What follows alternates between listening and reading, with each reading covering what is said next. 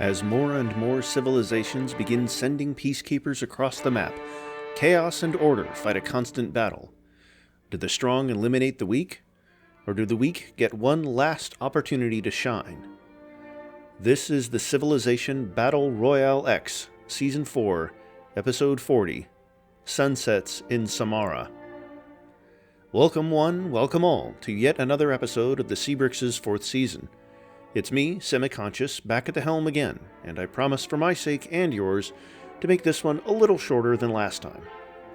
Well, I say that, but we've got 115 slides to get through, so buckle up. I love shouting out Nathan Massey's lovingly crafted info sheet for all the stats nerds out there, including myself, who want to see exactly how well each power is doing. Waggi's gold deficit of 29,000 is particularly jarring. I'm also shouting it out for the usefulness of the Current Wars tab as I'm narrating this to see if I miss any DOWs. Another banger comic from Orange, showing how sad the death of Bora Bora was. Just as Waggi left them alone to die a rump, New Holland ensures that they wouldn't last that long as one. Sad end to a once great civilization. Dead to the man who loves killing. Moritz has 6 eliminations, double that of second placers Goguryeo and Waggi. Thanks as always to all of the Ko-Fi donators and to all who bought the special stickers. It's great to see this still receiving support from the great people whose names are up there. Is my name up there? Oh, how coincidental. Our number 1 this week, again, remains Goguryeo, after a relatively successful war against Thule that allowed little brother E40 to snatch up a few cities while Goguryeo eliminated any threat from the Americas. Of course, this is largely because the Pharaohs and Waggi struggle to play the game correctly, so if one of the two blunders into a good war declaration, then this position could be gone quickly. And we find at the beginning of this episode an end to a war that started at the beginning of the last one. It's a favorable piece to Ulmanis' Latvia, as the Selkups seem to be finally breaking through the Rekala-Tirinlina line that had held and caused Yekabpils and Jelgava to flip for so long. Vonya still escapes with 5 more cities, so it's not a bad deal though. We see the final stand of Javraganak's Thule as E40 paratroopers besiege their final city. Taking it would link up Karkotok, the city Thule ceded before the ceasefire in the middle of last episode. With naught but an AA gun and a few naval units, I don't think Thule stands any chance. Wait, their last city? I thought Thule had one more. I never thought I'd see the day. The Pharaohs actually used their North American colonies for something.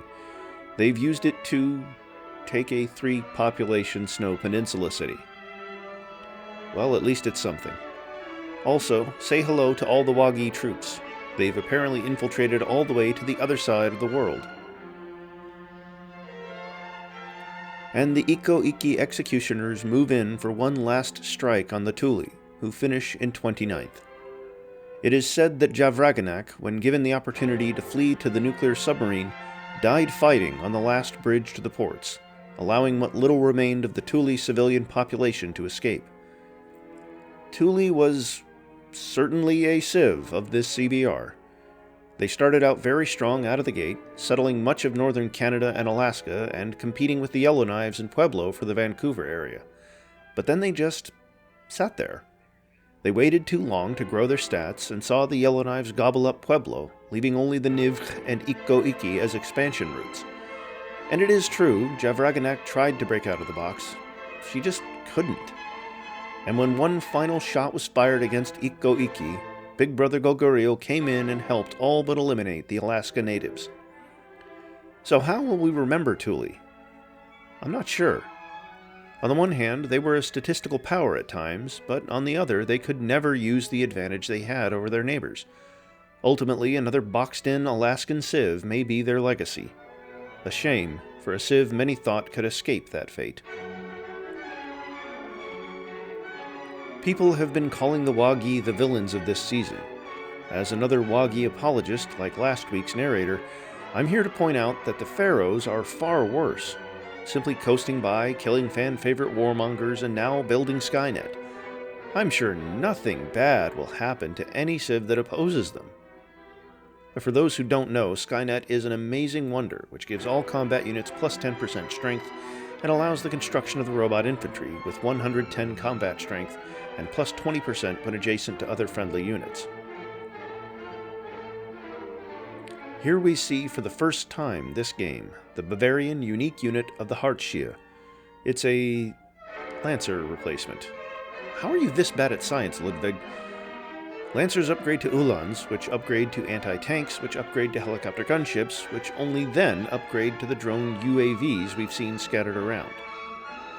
Ah, wait, I figured it out. Ludwig has okay science, as we've seen him with infantry and tanks, but his UU does not obsolete. Instead, it gains combat strength when Ludwig constructs wonders and defense when stationed on the Bavarian unique improvement. Ludwig, for reference, has one wonder. A bunch of stray war declarations fly Kazan's way, but none of them are relevant at all. More interestingly, it seems as if this area is filling up with many civilizations' different units. In Kazan proper, there's a Thule GWI, a few Wagi units, a Bavarian infantry, a Machnovian longswordsman, and the Rosvi swordsman. The unit overflow is really hitting the cylinder hard, it seems. We check back in on what used to be Mongolia, but is now one of the most interesting borders on the cylinder, between Big 3 member Goguryeo and second-tier member Selkups. The technological difference is what really stands out to me here, in a way reminiscent of the Turkey-Tuva border from the last CBR. Goguryeo has fewer units, but those they do have are significantly higher tech Future Worlds units than the Selkups paratroopers in modern armor. Also, say hello to the Dzungars with their line infantry and artillery. Shifting a bit further south, it seems the trend is the same on this area of Goguryeo's border as well. Obviously, the Dzungars are many eras behind, but even the Wagi troops carpeting Afsharid and covering Zhang lands are looking a little worse compared to the Goguryeo battlesuits. It may be a case of quality versus quantity come total war in this area, and I'd probably take Goguryeo, given how that went in X3. Rome, of all civs, has a land carpet now. Wow. They've now begun spreading peacekeepers into Bavarian lands, perhaps as both recognize the fearful power of the Pharaohurg. Interestingly, though, Ludwig is keeping his planes much more concentrated on the southern border with Pontus than towards the Great Blue North. As a side note, I'm shocked the Kalmyks still have this many units that exist. I'd have thought the Afsharids got far closer to eliminating them fully, and I'm shocked there are still 9 knights alive. We see the effects of the brutal citadeling of Osage lands in North America, as unit overflow has moved some of their troops to Australia, of all places. Strange, I would have thought there was a neighbor nearby with open borders. This is also a good time to check on Australia, and it seems Palawa and Nungar have similar armies in terms of tech, but Palawa's is significantly more anti-air than Nungar's tank divisions. Wagi still dwarfs both in tech and scale, and with 68 and 70 pop cities both in frame, I'm not surprised. As I alluded to last slide, the Osage carpet at home is covering the homeland entirely. I'm not sure 60 combat strength machine guns are the best use of the space Bahuska, but you'll get there eventually. The Yellowknives are also surprisingly empty, and their units are only about a tech level above those of Osage. Could the Osage actually win a war with Yellowknives? I have just been informed that the Yellowknives have the most nukes on the cylinder, in excess of 150, while the Osage have 0. Never mind. Also, for those keeping track, we're now at 9 of 12 slides with Wagi units visible in them. Are we sure unit limits, which is supposed to limit this type of peacekeeper spam, is actually working? Nzinga Mbande has been hearing rumors. whispers among both her people and others that she'd been slipping. Sierra Leone's recent successes in kicking first Rome and then most of Saba de Emet off the African continent, Nzinga decided she needed a statement, a real reason for her citizens and her nation to believe in her again. Rumors had been circling that the Wagi fleets that circled her shores were bragging about how futuristic they were compared to the backwards Ndongo bazookas. That was just it, Nzinga thought. We have to say we're futuristic now. Ndongo has entered the future era. Not sure why or how. Their tech is on a similar level to Sierra Leone, but doesn't have the trademark advanced destroyers that would make a war with Sierra Leone interesting. Well, this should be quick. Remember when I thought Kazan was such a nice multinational meeting place? Vonya didn't agree, and so declared war. All 3 Kazan cities are in the black by the first turn. Kazan won't last 10 slides is my bet. If anything, though, those same multinational peacekeepers may keep our favorite umlaut warlord around a little longer. Actually, Samara may be a little bit more difficult to conquer, having only a 1-tile gap to Kazan City and Alexandrovsk. Still, though, the Selkup air superiority is no joke. And as mentioned, Kazan City immediately falls to the Selkup horde. That's the last Kazan-founded city Moshamadabin owned, actually, now moving the capital to Kalmyk-founded Samara, while also in possession of Makhnovi and Alexandrovsk. Both those civilizations are long dead, lost to the annals of history, as Kazan soon shall be. Hey, wait a second. Wasn't one of those stray war declarations I mentioned from Trajan? Those Roman peacekeepers have the opportunity to do the funniest thing. Well, it seems as if nothing interesting is happening elsewhere on the cylinder, so we'll stay here watching Kazan die. Alexandrovsk now falls. It would have been really nice to see this happen before you pieced out with Latvia, though, Vonya. Rozhekne and Huliapol look mighty easy to take. Come on, Roman paratroopers. Do the funny. You know you wanna. In case Kazan fans were getting tired of seeing their civ get murdered by the Selkups every turn, we decided that the Faroerg's acquisition of the Torshavn Shimazu Mega Pyramid was important. It's a fine wonder, I guess. It gives some small yields and allows for a couple future worlds improvements or buildings to give happiness, which, now that I think about it, could be crucial for a civ which has lingered for so long on the edge of unhappiness. So, it's not that bad after all. It seems Kazan's status as the world military refugee hub is actually helping. A Thule Great War infantry guards the western approaches to Samara, a Bavarian infantry to the northeast, the Rozvi swordsman the northwest, a Wagi paratrooper the east, and a Rozvi composite bowman the southwest. The only entrance actually guarded by a Kazan unit, a rifleman, is the southwest, the hardest angle for the Selkup or Roman troops to attack. That being said, when in our timeline a multinational force was put together to attack a city in this same spot on the west bend of the Volga, Stalingrad, it was the international forces that broke to lose the battle. It wasn't a real threat to Azeba, just an annoyance. Every couple of days, a parcel would come down from planes carried by Makeda's enemies. The one biplane that still remained on this side of the Red Sea couldn't defend the entirety of the city, and so about a couple of parcels got through every week. What was in those parcels? Explosives, of course. And yet, even as Makeda knew there was no threat from Rome, from Mogadishu, or from Ndongo, the annoyance was still there. They could bombard the city from 1,000 feet up, and there was nothing she or her people could do. Of course, the coalition didn't want to spend enough forces to actually take the city. They didn't have the technological or industrial might. And they couldn't get through Hamarwene, the city Makeda ceded to Thomas Peters for exactly this reason. But it seemed to Makeda that that didn't stop them from trying to be a royal pain in the butt. Yes!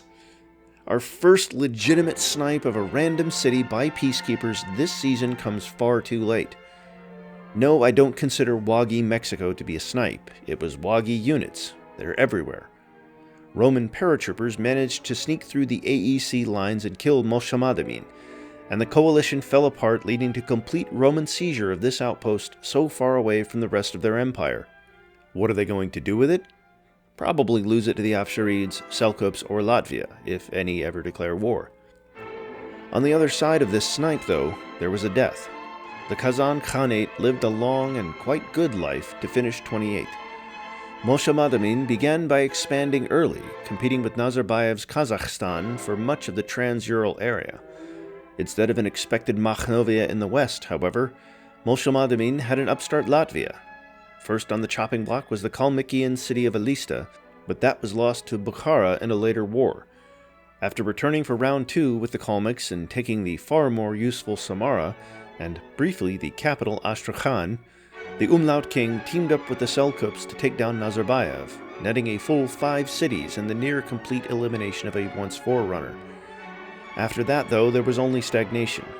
With not particularly high population or productive capacities, Kazan struggled between the twin powers of Latvia and the Seljuks. Sure, the elimination of Kazakhstan was scored, but a short war with the Seljuks lost them most of their land across the Urals. A longer one lost them their north. And, of course, the embarrassing losses of Taraz and then Bulgar to Shaybani's Bukhara, the enemy Moshamadamin could never get one over on.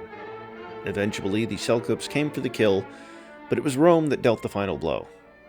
F to a civ we may forget, or we may remember. I'm not quite sure. Well, it seems Vonya has decided it's time for the one person who consistently got stuff over on Moshamadamin to die. And I guess with Kazan gone, it's only fitting that Bukhara dies now too. Sure, there are peacekeepers and narrow boundaries, but did that stop Vonya with Kazan? Even with the power of heart, grit, clutch, determination, and want to get more on their side, the balance is simply against Shaybani. For those wondering, no, there was not an immediate DOW, it's just that nothing interesting happened on turn 648. Nothing. As mentioned, this is a green wave. The famous cities of Taraz and Bulgar, the greatest successes Bukhara has ever seen, have both already fallen. It's surprising, honestly, how good the Seljuks are doing. Bukhara has significantly better tech than Kazan had, with infantry and anti-air rivaling some African powers. But it just isn't enough. I'll be interested to see how the Dzungar peacekeepers affect things, though. But a Seljuk paratrooper north of Turkestan behind Bukharan lines tells me it won't do much. It's sad to see such a legend obliterated like this. We return again to the Faroerg Wonder Show as a break from the Central Asian Wars. This time, back in Tórshavn, Tróndur Igotu is proclaiming his citizens digitally emancipated. What that means to a group of people who are already cyborgs, nobody really knows. As for the Wonder itself, it allows the Civ to upload citizens to gain more yields, as well as buffing yet more future worlds improvements with science, culture, and production. So expect to see some Faroerg cities losing population sooner rather than later. You can't script this. The Pharaohs are literally becoming a robot empire. The Bionic Tower? It literally allows specialists to produce less unhappiness and eat less food. If that's not "you are becoming a cyborg," I don't know what is. Official Faroe Islands government report. You will be assimilated and bionic parts added to your body. Resistance is futile. I wasn't going to mention it last slide, but it is simply shocking to see Wagi peacekeepers covering another of the big three powers. Drone UAVs and artillery cover the entirety of Quebec, with only the sea spaces, themselves occupied by Faroese destroyers, being open. In all honesty, so many of these currently Wagi peacekeeper-covered areas will be interesting come total war. How much can Wagi gain, temporarily? How much becomes long-term gains? What does that mean for those who don't suffer from the purple and yellow pus? Rumor has it that secretly Pahuska was happy for Chitopa to be surrounded by Mexican and then Yellowknife Kanawagas. After the initial war after the Coalition, Pahuska and Akaicho had grown to admire one another, and Chitopa becoming a city-state meant that Pahuska had an excuse to move all non-essential personnel to safer places, like a de-Thuliization of Petufik, or a de-Tainoization of Fernandina and Yuma. Those places had to be integrated. All scientific personnel remained, however, and Akaicho arranged for certain secrets to be leaked to the Osage scientists in Chitopa. Military testing grounds were all around. It would only be expected that something may just accidentally cross the border. With those new secrets, the Osage scientists got to work, and finally they announced their success. In 2126, though without an actual test, Pahuska broadcast to the world that his scientists had joined so many others in completing the Manhattan Project. I'm getting tired of this, Tronder. Why do you have to be building so many wonders? Every 10 slides we come back and see that you've built yet another wonder to show to class. What is it this time? Oh, it's the Hoivik Buenos Aires Forum. How nice. Golden ages that can be triggered by the number of citizens in the city it's constructed in, and longer golden ages. Wow. Amazing. In all seriousness, this is a pretty nice wonder, and in a 49 population city, it can be very good. Just gotta keep those people happy as they're turned into robots. Welcome back to the Central Asian Wars, some 5 turns later, as only Herat has fallen? What's going on there, Vonya? What happened to your paratrooper north of Turkestan? Did it get too busy pillaging? It seems that the war I thought would be, metaphorically, over by Christmas has instead lasted. Bukhara is really adding to their legendary underdog always keep fighting resume. Very well done, and we'll see if they can survive this war. Most interestingly, though, is that Turkestan and Bukhara city are actually at full health. Remember the Selkup air dominance over Kazan? That doesn't seem to be present here, unlike what the first turn made me think. In recognition of a fellow rump fighting well, Leovigild signs an irrelevant peace deal with Shaybani. 1 down, just a few more to go. I am protesting the continued presence of new wonders being constructed in the Pharaohwerg and me being forced to narrate them.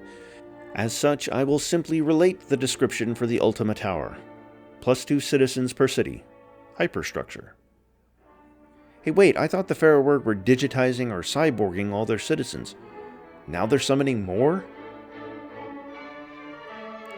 Nope, not saying a word. Sky City. Vertical farms provide +4 food, +4 gold, and +2 happiness. Free vertical farm in the city in which it is built. Hyperstructure. It's been 2 turns, and the front looks a little better for the Selkups, I guess. I'm still shocked about the lack of air superiority for the Siberian fellas, but Bukhara still has 8 planes in the sky, surprising for this far into the war. It seems I was unfamiliar with your game, Shaybani. I'm sorry. But also, come on, Zungars, do something.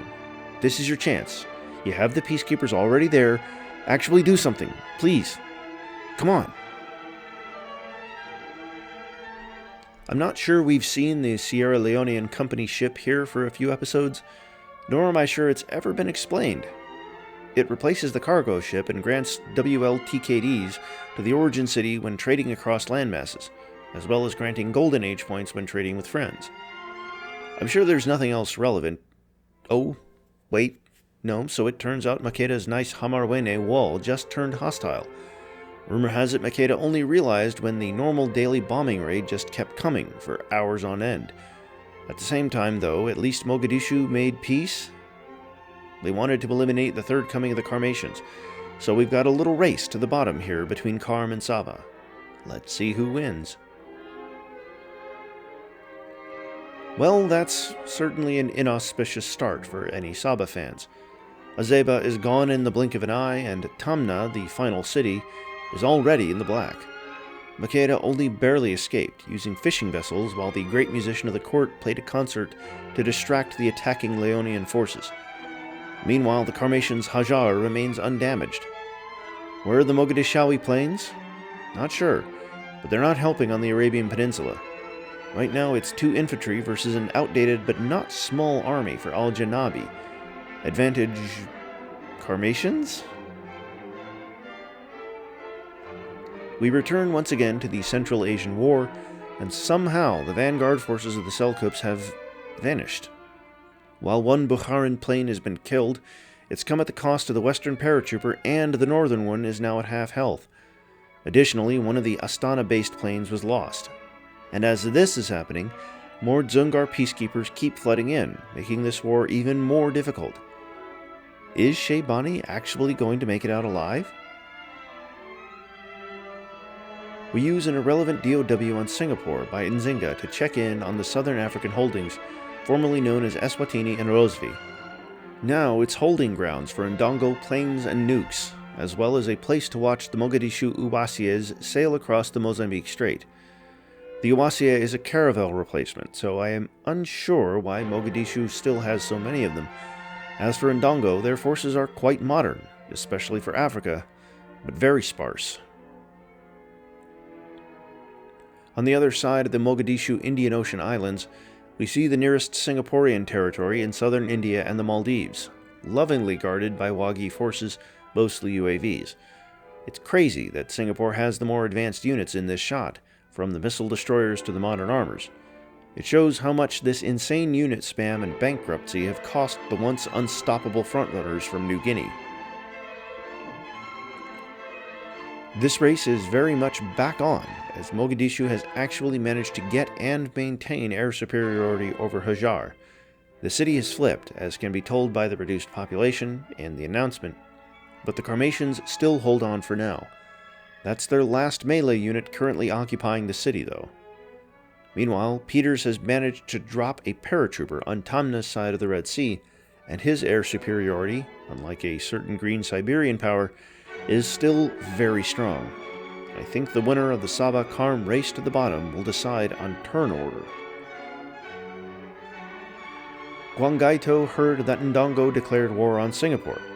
Remembering that Singapore once temporarily stole the Hawaiian Islands from him, he decides to join Ndongo in the strongly worded letters from irrelevant wars category. There might be a bit of air warfare, as can be seen by the damage counters of Okochiti and Tamaya, but I doubt there's any real change. It's also shocking to see actual advanced destroyers and mech artillery in Gulgurt lands, just to visually see how far ahead of the Africans and even Wagi they are. Well, we pan back here to see that Sabah and the third coming of the Karmatians died simultaneously, thus, I guess, tying for 26th. The third coming was the second longest of the Karmatian independent periods, and certainly was fun to see. It just simply wasn't meant to last, like all good things on this cylinder. A shame, really. Now on to Sabah Dammit. What to say about this civ that hasn't already been said? They started off slow, so very slow. Them, along with the Floridas, were the only civs without a second city at the end of Episode 1. But they burst out like a cannon, as by the end of Episode 4 they had a strong 4 cities. After some more blobbing, we realized how powerful they were when they hit their second golden age. Sabah's UA gives them food and production equal to half the gold trade route incoming during a golden age. With trade and gold-heavy Mogadishu as a neighbor, this was a massive boon. They hit 10th place by the 9th PR, and an all-time peak of 6th after episodes 16 and 18. What do they do with that, you ask? A whole lot of nothing. Skirmishes and failed invasions of the Karmatians and Kanem Bornu. War with Ndongo. Getting handed stuff by Eswatini. Then they just sat there. Their golden ages were used in ways we couldn't figure out, not producing anything to help with science or military purposes. They fought with Pontus over Damietta, making peace too early to actually take the city. Eventually, Mogadishu finally woke up, and a brutal, brief war was fought that lost Mogadishu. After a quick intermission to kill Kanem Bornu after Sierra Leone did all the work, Sabah returned again to fight Mogadishu, a war that resulted in Makeda handing the capital back for peace. Then, 2 episodes ago, Thomas Peters came calling. The peace deal, concluded in the middle of last episode, left Sabah with only 2 cities. After one final escapade to steal a Mogadishawi city for a few turns, it was only a matter of waiting for Peters to cast the killing blow. In time, it came. F to a civ who had nothing, gained everything, and whose hype train they built simply tumbled off the tracks. Well, it seems Vonya's made a little bit of progress since we were last here. Emphasis on little.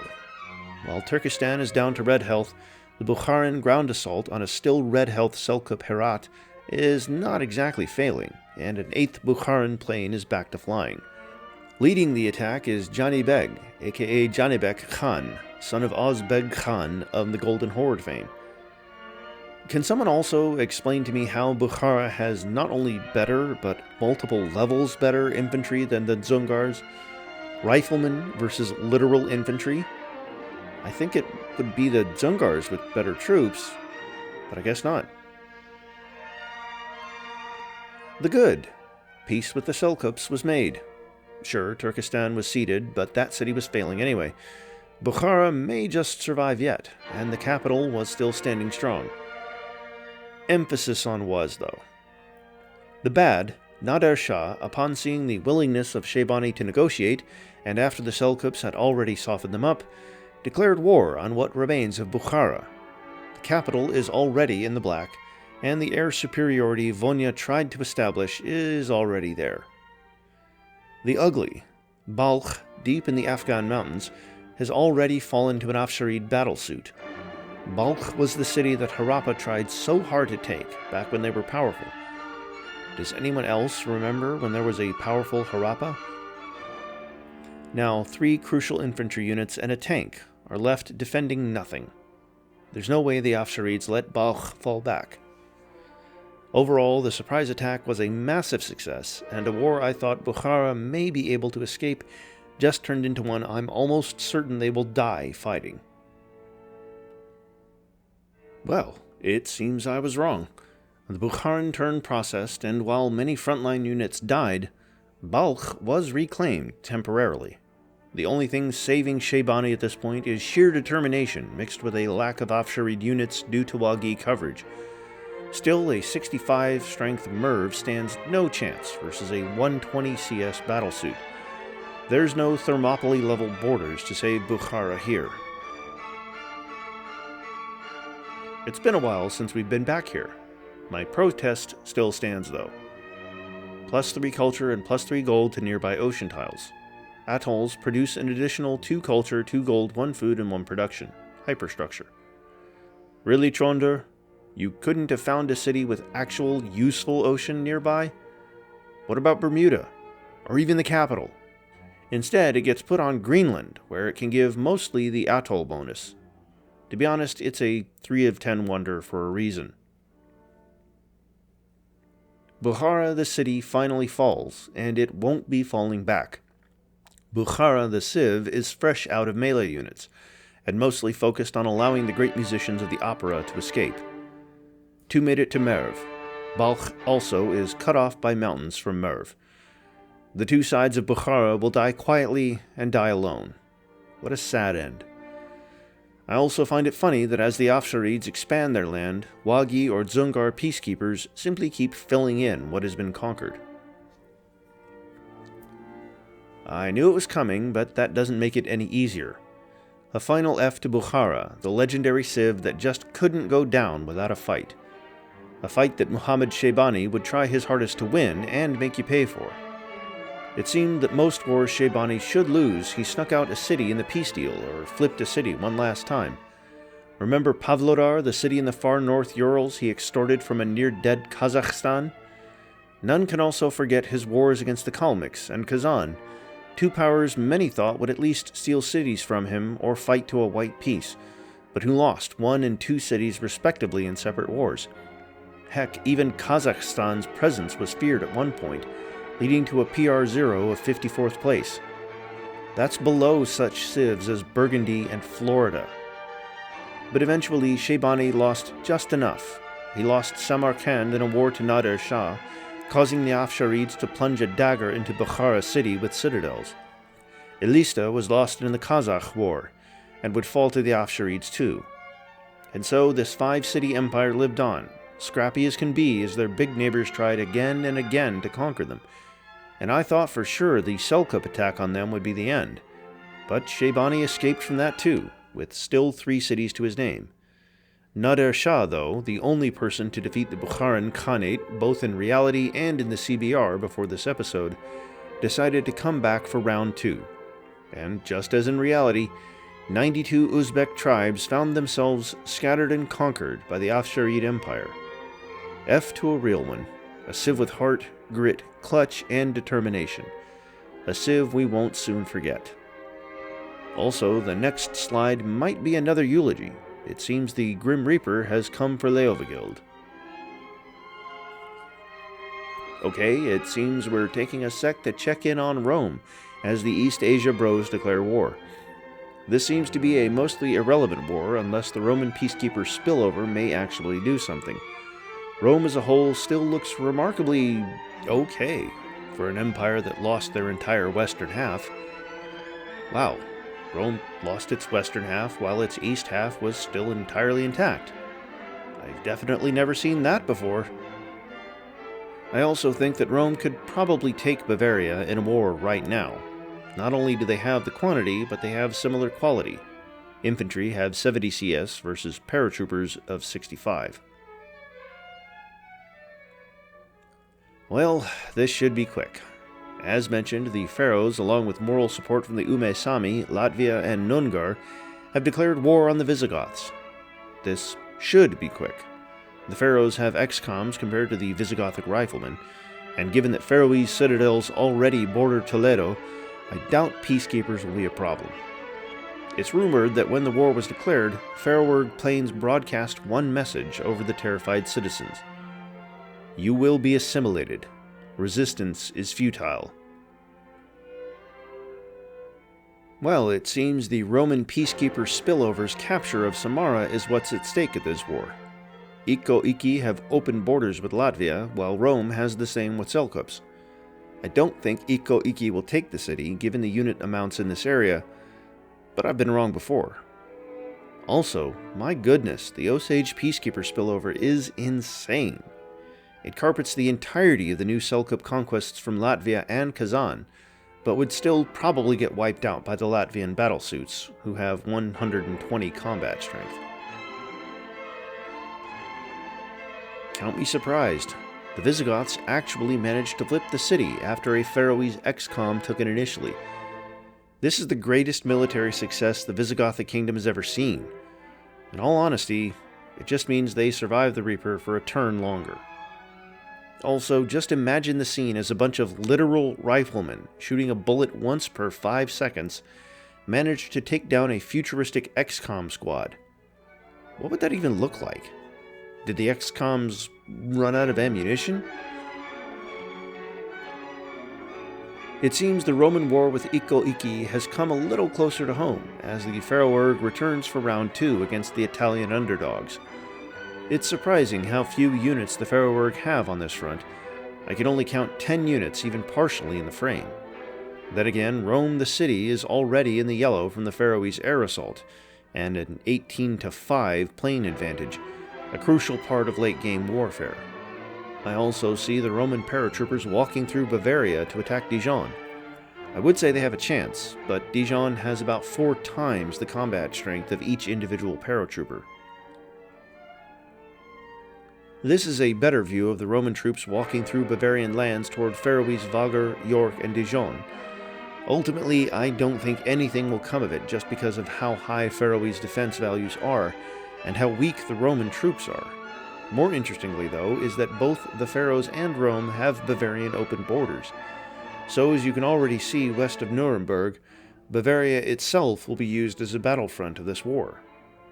Oh, and say hello to the Kalmyk Knights and the Osage Overflow. Toledo has fallen for a second time, and I don't think it will flip back this time. There are 5 XComs to 5 riflemen, a battle I don't think the Visigoths will win. As he was fleeing the city for the final time, Leovigild made sure to grab the entirety of the Visigothic orchestra, world famous for its works on lament, loss, and empire. Syed Darwish, the most famous of these, left with Leovigild's personal guard.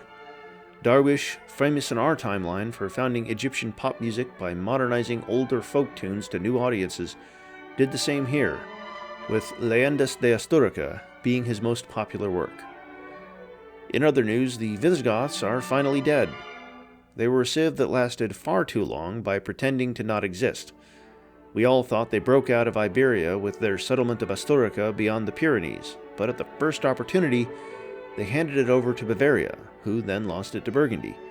And at the end of the Great English Success, the Third Anglo-Burgundian War, just when it looked like the Visigoths could retake the city, it was handed over to England for peace. The Visigoths never recovered, losing Emerita to the English in a short skirmish and having Salisbury settled where a Visigoth city once stood. Sierra Leone's pack of vultures came next, for Barcino and Narbo on the east coast. After the Pharaohs destroyed western Rome and England, though, they didn't continue on to the Visigoths. So Leovigild just sat there, existing, for at least 100 turns. Until finally, the Pharaohurg came calling. Ultimately, we will remember Leovigild for his incompetence in crossing the mountains, and for being yet another rump that lived too long. I'll give an F, but only because I have to.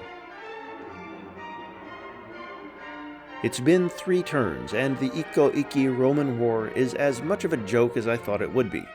Roman troops are simply sitting there and taking the eco hits, responding with machine gun fire, as they aren't allowed into Latvian territory. This seems like yet another hurry up and wait for peace kind of meat grinder that only serves to lower both countries' deficits. But hey, at least Rome has a plane here now. Wow, the Osage overflow is really covering the entirety of the new Seljuk conquests at this point. I guess it's good because it prevents Latvia from returning to kill Valmiera and Jelgava's populations, but it still feels bad to have your land being used as another nation's troop repository. We'll see if this turns into the Wagi carpeting other civs, or just a mere annoyance for Vonya. I didn't realize anyone was at war with the Shang. I'd forgotten that they and the Dzungars were at war, but it seems Galdan Khan didn't forget. He's finally sent a detachment, mostly consisting of his cavalry UU, to take the lightly defended city. Daji, however, being the smart person she is, invited the Wagi Peacekeeper Division of the North into her lands, so we'll see if the ranged attacks that have knocked Jiaotun into the red actually result in a second elimination of the Great Chinese Civ. Remember when we celebrated as Palawa and then Nungar both kicked out the Wagi peacekeepers, carpeting their lands? It seems Taranaurerer didn't learn her lesson, as she's now invited the Osage Overflow to be her land's new defenders. Not sure how smart an idea that is, but you do you, I guess. I will also note that Palawa's tech advantage, that has lasted the entire game, is slipping. There are mechanized infantry in both civs' lands, but Nungar have modern armor, while Palawa only have tanks. It seems the overfocus on naval units has finally caught up to the East Australian powerhouse. It seems as if we're seeing 4 civs spam peacekeepers. The Wagi, as we all knew coming into this episode, are the worst defenders. But now E40, along with the Osage and Romans, keep popping up across the various slides. Here it seems Johann Moritz hired them to garrison his somewhat recently conquered Mexico-Ecuadorian lands, as he simply doesn't have enough units. Of course, as seems to be a trend for the big powers, the units Moritz does have could wreck the peacekeepers easily, with battlesuits, mech artillery, and railgun armors all present.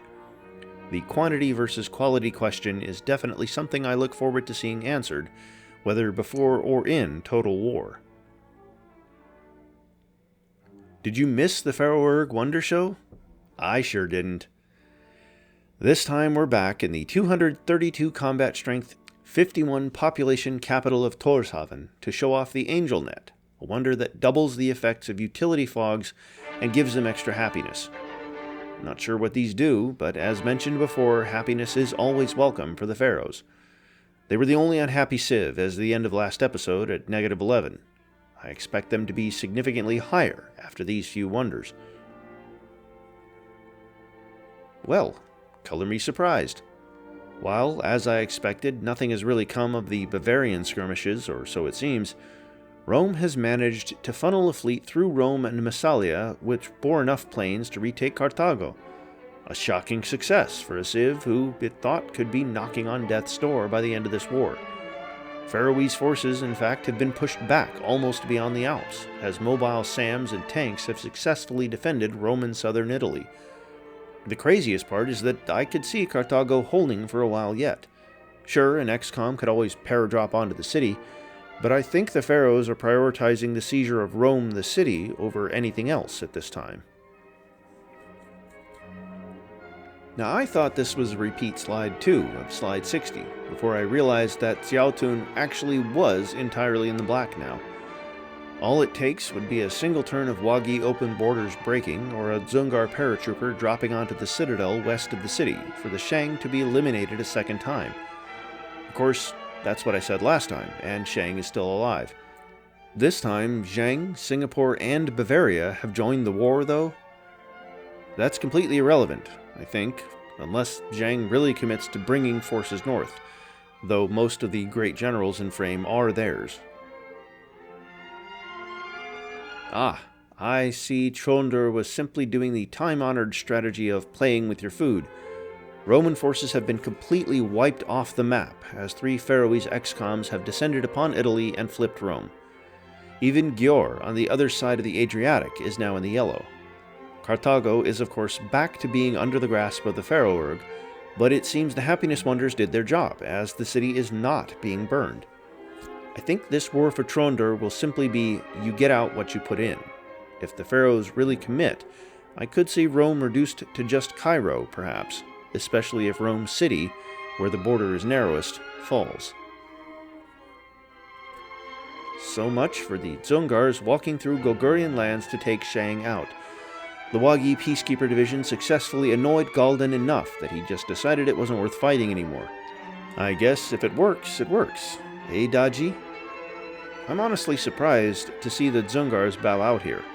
Even though Xiaotun is only a 6-population city in the plains, it is still at least a city, something the Dzungars haven't added since their short war with the Selkups back in episode 27. Even then, it was only a city exchange.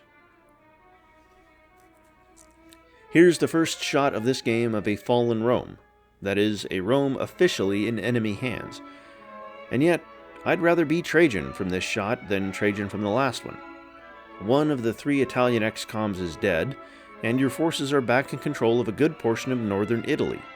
Sure, any dreams of retaking Carthago are gone, but that was nothing but a nice little bonus. Győr is back to green health, and Massalia now has a full 10 planes inside it. So while I wouldn't say Rome is winning, I wouldn't say a complete Pharaohurg sweep is as guaranteed as I thought. Well, the war at home did something, at least. The Romans, distracted by the Faroese invasion, have lost the city of Samara, which they themselves sniped off Kazan, to another snipe by fellow peacekeeper nation E40. I'm not sure what exactly changed that allowed E40 forces to take the city. Last I checked, Rome was in pretty solid control. We'll see if they can, or even want, to flip it back. To serenade the troops, the E40 government contracted Nick Cave, an Australian singer noted for his emotional intensity in music. Interesting. It seems as if the E40 snipe of the Roman peacekeeper city of Samara wasn't taken too kindly by fellow peacekeeping nation the Osage, and they've brought their big brother Yellowknives along for the ride. How cute. Also, what's with these wars for Alaska and Yukon involving one high-tier power and one lower mid-tier power against a relatively weak power? In reality, I think E40 gets crushed here. The same quality versus quantity differences I've been seeing are finally coming to bear, as Yellowknife battlesuits are marching on Kangik Linik. I think Osage is mostly here to be annoying for the Eco defenders, but I thought the same thing about Eco-Iki when they and Goguryeo teamed up on Thule. Everyone say hello to our first nexus in the Gogurian city of Qikiqtanga. As I said, I think Rome's position isn't that horrible here. They've got a couple of paratroopers in the north guarding the border, and just one Faroese XCOM still in Italy. Sure, most of the units surrounding Carthago are Wagi peacekeepers, with no Roman melee unit in sight, but again, Carthago is just a sideshow. Rome itself seems actually safe for now, as Győr completely recovers. Oh wait, that would be because Massalia is in the deep red after Faroese air attacks. Never mind. This could get ugly quick. It seems the E40 have decided to go on the offensive in this war. Not sure that's the greatest idea, but I guess if you think you're definitely going to lose, it's better to go out fighting and pillaging your enemy's lands. And given Yellowknife air and nuclear weapon superiority, with Kikik Tarik already in the deep red, and Kokortok already fallen, perhaps there was no choice. It's better to go out fighting than it is to sit there and dig in. Why not lose your colonies with a bang instead of a whimper? In the vast wastes of Yellowknife Sonora, where barely a unit is to be found, E40 paratroopers are wreaking havoc. 4 paratroopers, recently landed from the Gulf of the Osage, renamed from the Gulf of Mexico, have begun to pillage even more Yellowknife lands. And I sure hope those are planes and not nukes, Akaicho, or those troops could be a pain in the butt to deal with. I'll also be interested to see how the Yellowknives handle total war, given their total lack of units. Will the idea of nuclearize everything work, or will more traditional land forces succeed? I'm not sure which melee unit did it, but somehow Rome has control over Carthago again, and it looks like the Faroerg is fresh out of XCOMs. Sure, they have mobile SAMs aplenty, but those are carried by Roman forces too, and won't win the war. Will the war swing back in the Faroerg's favor? I would assume so, but I'm not sure yet. Inspired by the huge amounts of knowledge flowing into his empire by observing the Pharaoh-Roman War and Osage peacekeepers, Ludwig of Bavaria has proclaimed this the age of spreading information. His advisors told him it wasn't a catchy enough name, though, and so just renamed it to the Information Era. It seems that the Romans still do have enough troops in the area to retake Samara. I find it funny that this city is at the three-way border of 3 top 10 civs, but no, it's the underdogs that are fighting over it. Either way, I think this war is a coin flip as to who ends up with the city.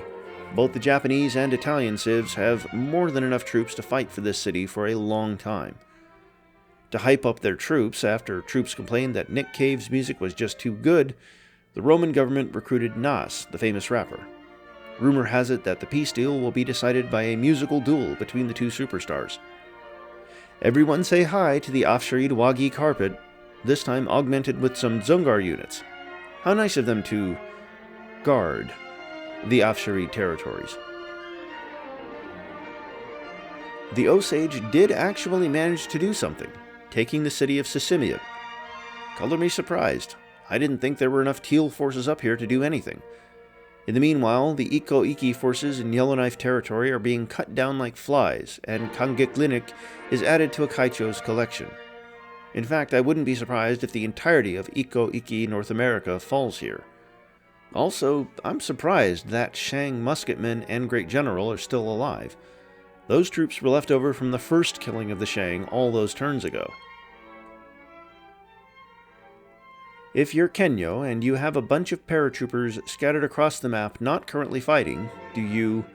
The correct answer is, of course, D. Use them to annoy the heck out of the Osage by attacking their east from New Holland lands. Using troops to actually fight wars? What's that? I don't think this front ever goes anywhere. There are simply too many Osage troops to do anything here.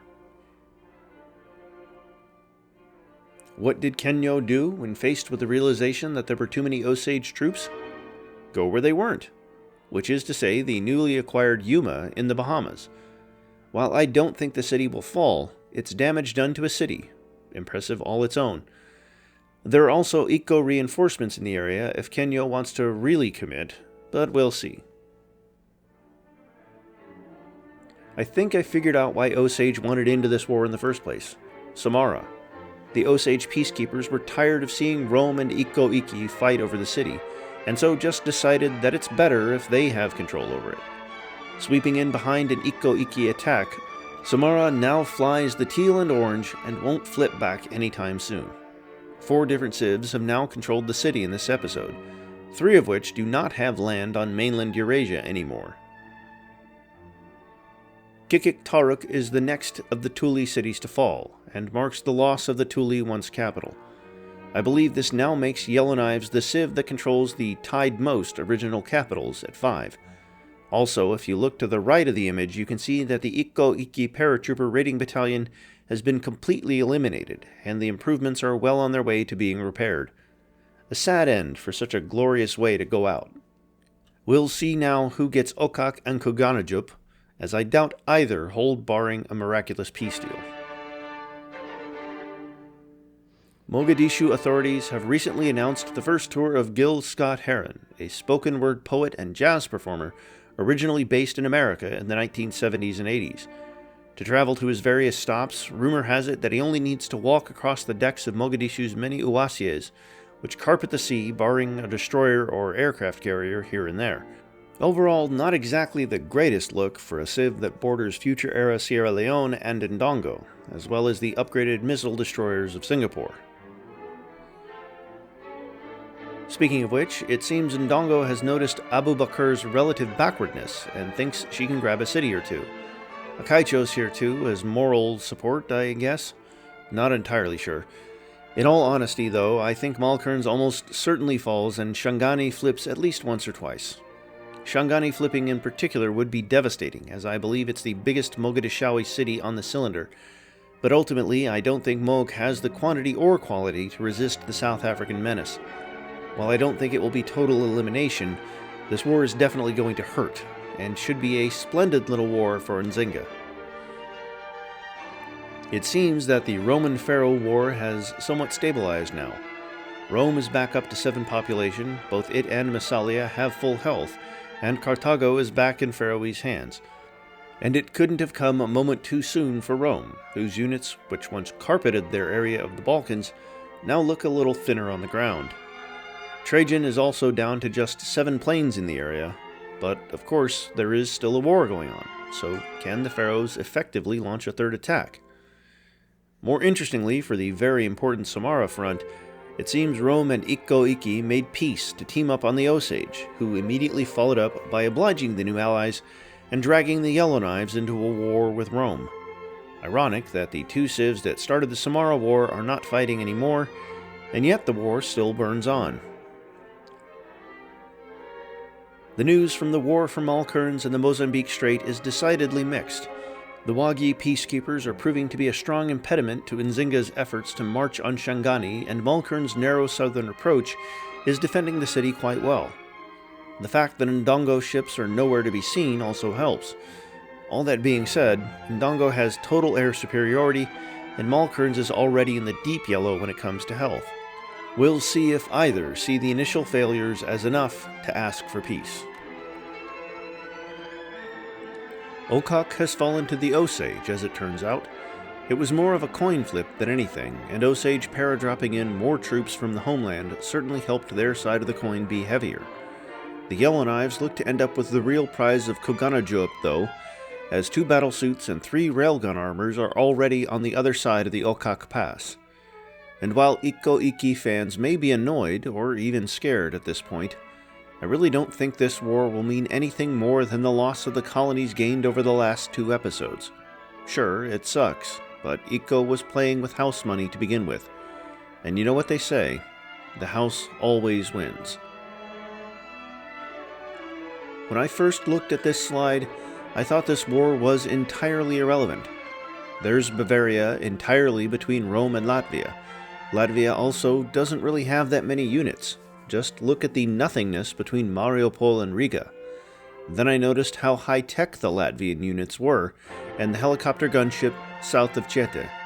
So Latvia has open borders with Bavaria, and helicopter gunships that can attack Győr. The only thing they're missing are planes, but if the Faroerg can counterattack, Latvia may be in a position to grab a city or 2. Or not. Trajan makes peace with Trondur, and it's a devastating one. Massalia and Győr in this shot alone were given up, two cities that really were not under threat at any point during this war. Maybe the now 14 planes or nukes in Nancy were a part of this negotiation. This may have been a "our words are backed by nuclear weapons, sign on the dotted line" kind of moment. A real shame, too, because it seemed Rome was at least holding out moderately competently. With the cession of Győr, too, this makes the Roman-Latvian War completely irrelevant, as any Latvian unit that can sneak through Antioch would just get destroyed by the force concentrated there.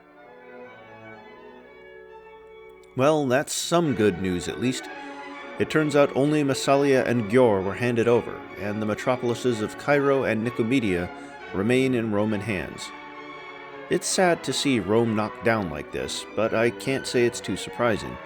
We all knew Rome stood no chance when it came to total war, and the Pharaohwerk simply arrived early. It's said that when the Faroese administrators arrived to Massalia and Győr, they had but one phrase on their lips: "You will be assimilated. Resistance is futile." As I thought, the sheer Yellowknife numbers, in addition to their high-tech units, allowed them to easily seize Kuganajop. With that, the last of E40 North America is gone, and the adventure in the east is no more. While there are destroyers and paratroopers that can flip the city, the outcome will not change. A sad end to an adventure everyone found fun. Upon hearing the news of the final collapse of resistance in Kuganajop, Nat King Cole started singing about it, and his jazz piano songs hit the soul of a nation. His songs of love and the time spent away from it hit those who lost fathers, mothers, sons, and daughters in the colonies the hardest. It's ironic, then, that Cole himself suffered none of that, despite the Yellowknife bombardment of his hometown. While I doubt this comes to anything, the assault on Shomanji may give the Yellowknives more favorable peace terms. Albert von Tilzer knew there was a calling for him for music from a young age, and as the Tiwanaku were crushed, as his father and mother died in the war with Bora Bora, he had one thing left: the uniquely Tiwanaku sport of baseball. So he made a song about it. Forced to flee into the far reaches of the world, Tilzer lived with what remained of the second-line infantry, subsiding on the royalties he made as other civilizations began adopting the sport. First Bora Bora, then Wagi popularized the unique game, all paying respect to von Tilzer as they sang, "Take me out to the ball game, take me out to the crowd." As I mentioned, I thought the Yellowknives might get favorable terms. Now, I didn't think those terms would involve the cession of a 29-population city and the entire island of Hokkaido, but whatever floats your boat, Kenyo. I also don't expect this city to last 2 turns when total war comes calling, but hey, it's something.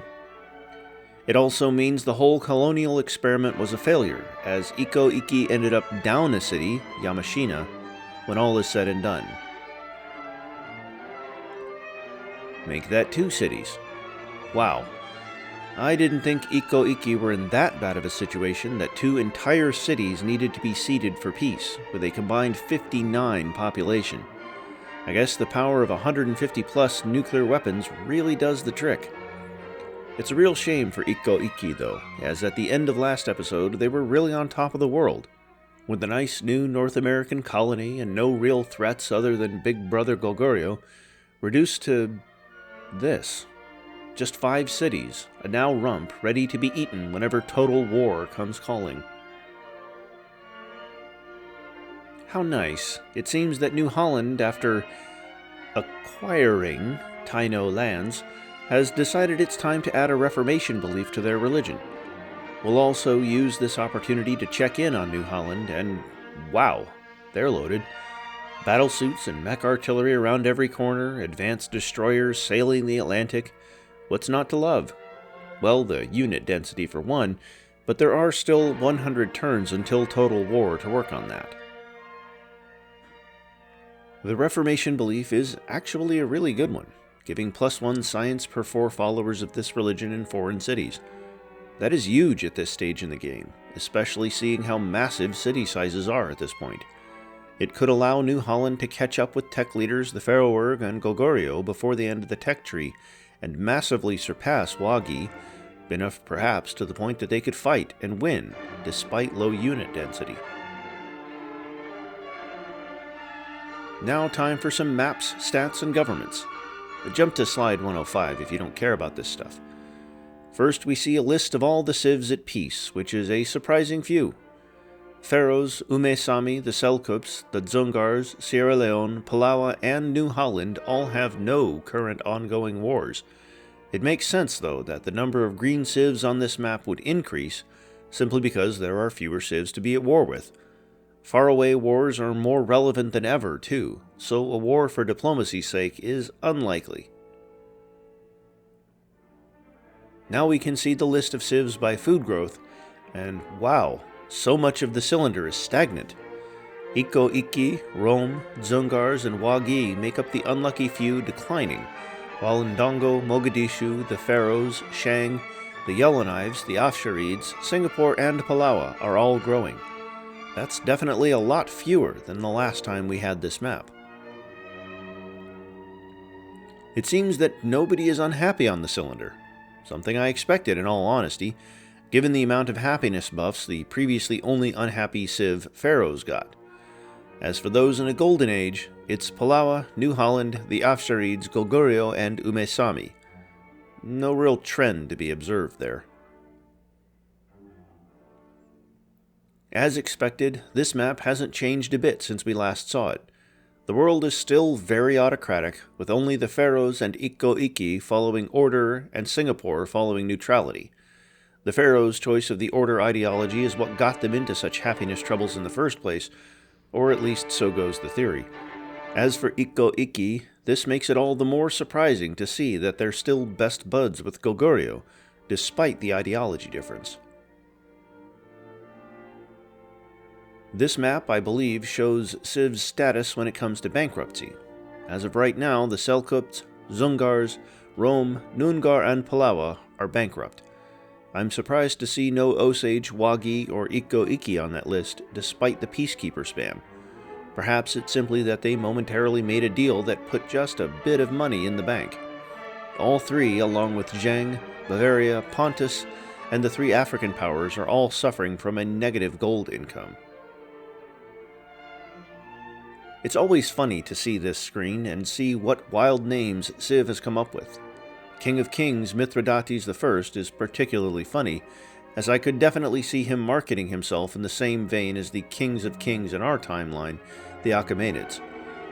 Noongar being ruled by the Noongar Nature Order as an aristocratic monarchy is also funny. Did the nobility just decide, let's stop exploiting our serfs? I believe I'm supposed to talk about Vonya, Commander-in-Chief, Amir al-Muminin, Warlord of the Selkups, Warlord of Kazakhstan, Generalissimo of Kazan on this slide, also known as Vonya Warlord, Fish Love Me, Women Fear Me. But the fact that they are ruled by the Selkup Equality Way just means I can't take all the titles seriously. Bavaria's Interest Party just terrifies me, though. Interested in what? Whose interests do you represent? They're German ultranationalists. Are they just Nazis? Glad to see the anti-Car voice of Ndongo Matamba is still going strong, as I believe they had the same government in power the last time we checked. I'm also interested in how a Citizens League rules the despotic nomadic horde of New Holland, or is it just some creative rebranding by Moritz the Conqueror? All hail Kenyo, successor of the Prince of the Apostles, High Priest of the E40. I have to ask, though, how are the libertarians in power in a theocratic state? And why isn't Kenyo just calling himself the Prince of the Apostles? That's already 3 tiers down from the original prophet. Why make it 4? This hurts, man. Why do I have to be the one to narrate this? I was an Oirat bro from the beginning. I don't want to have to narrate as the last one dies. The Selkups have declared war on the Dzungars.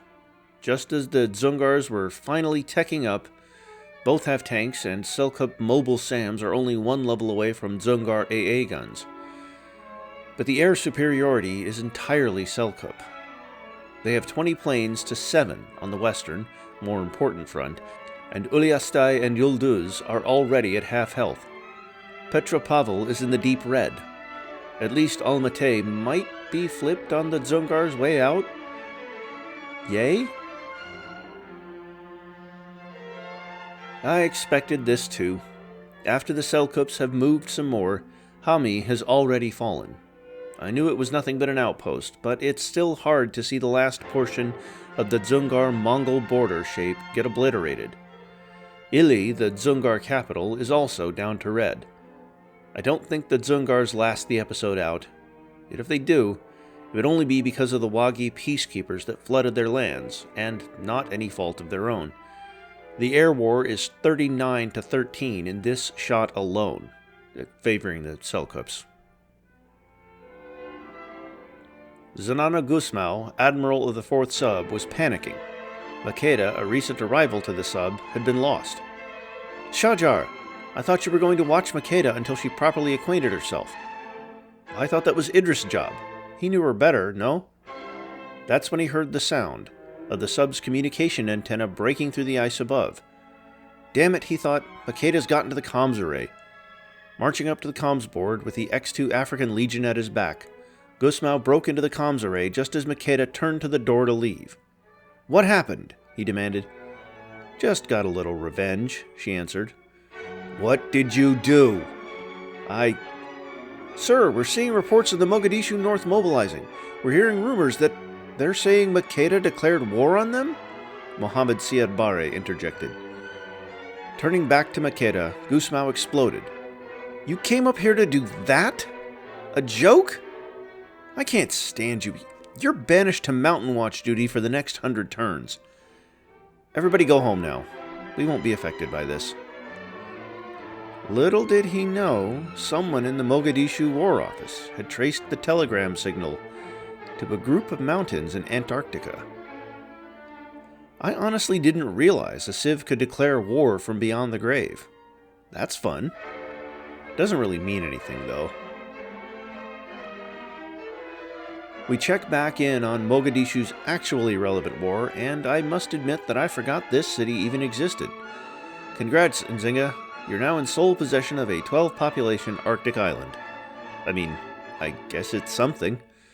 And Mogadishu really has no hope of flipping it back, so a victory's a victory? Looking further north, though, the borders are significantly further east than I remember. Well, I guess we'll get back to that later. I didn't realize the Osage and Dzungars were at war. Huh. Well, I guess it's another random trading post city on a historically significant river in Central Asia for Pahuska. Good for him. I don't think this will flip back to the Dzungars either, so Pahuska's keeping this until total war or until Vonya tires of the annoyance. In other news from the front, I think Almaty never actually flipped. The Dzungars had it at the beginning of the war, and that was just immediately surrounded and cut off by the Selkups. So brutal I didn't even notice. Ili is also now entirely in the black, and Yulduz in the south joins Uliastai there as well. It's now a matter of find the open spot for Vonya to paradrop soldiers in. Kobdo has now officially fallen, and we truly see how done the Dzungars are. 4 cities down already, and not nearly enough units to hold anywhere north of the metropolis of Tarbagatai in the Gobi Desert. No melee-itis is the only thing that will save Uliastai, and Ili, while defensible, probably falls in the next couple of turns anyway.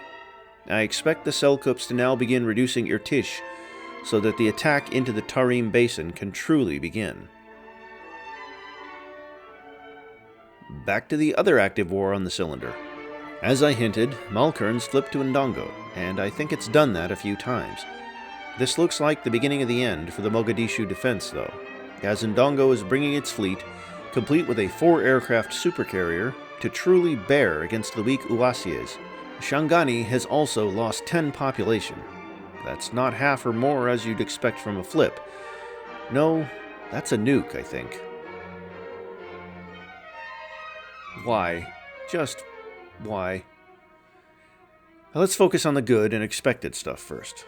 Irtish fell, and it took 8 turns, from 707 to 715, to completely evict the defenders from the area. Meanwhile, Uliastai still stands, and Tarbagatai remains undamaged. Ili has lost a bit of population, but I'm unsure if that's from a nuke or simply starvation.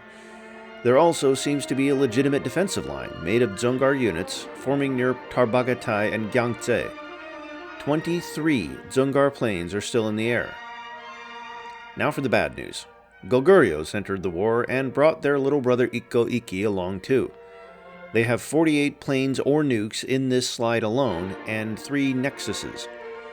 The successes up to this point have been dwarfed by this absolutely terrible failure. I know there are only 3 slides left, but I'm kinda scared to keep going. As I thought, while 2 turns have passed, Ili and Uliastai still stand, and 17 Dzungar planes remain in the air. That's about all the good news. Yıldız fell while we were focusing on the Eastern Front, and Gyangtse is already on black health. That's to say nothing of Urumqi, which has already fallen to a strike group that is now 5 Nexuses and 2 battlesuits, and the same 36 planes, but now with whatever's inside the Nexuses too. Is this what it felt like, Bora Bora fans? To see Wagi just rolling over you and destroying you? I feel your pain.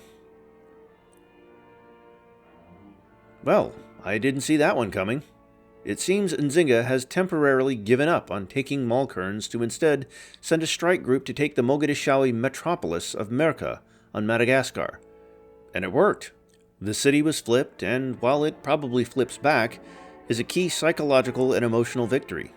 And even if they can't hold it this time around, Abu Bakr ibn Umar only has a limited supply of units that can reflip the city. Nzinga seems to just keep summoning units from the south. Also, Shangani has lost 4 more population. Perhaps it was just starvation after all. I still think nukes are a viable explanation too, but I'd need an expert to confirm. I'm speechless.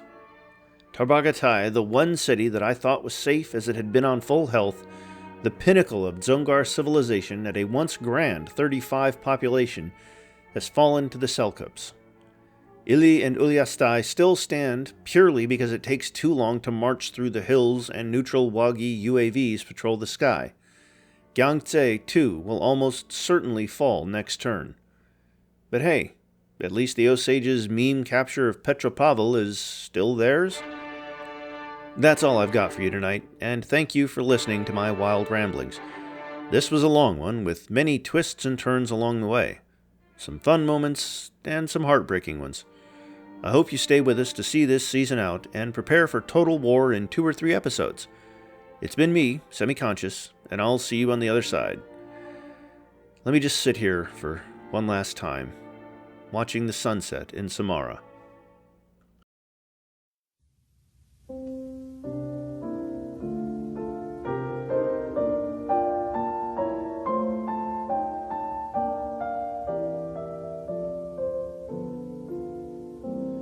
Oh, Danny boy, the pipes are calling from glen to glen and down the mountainside.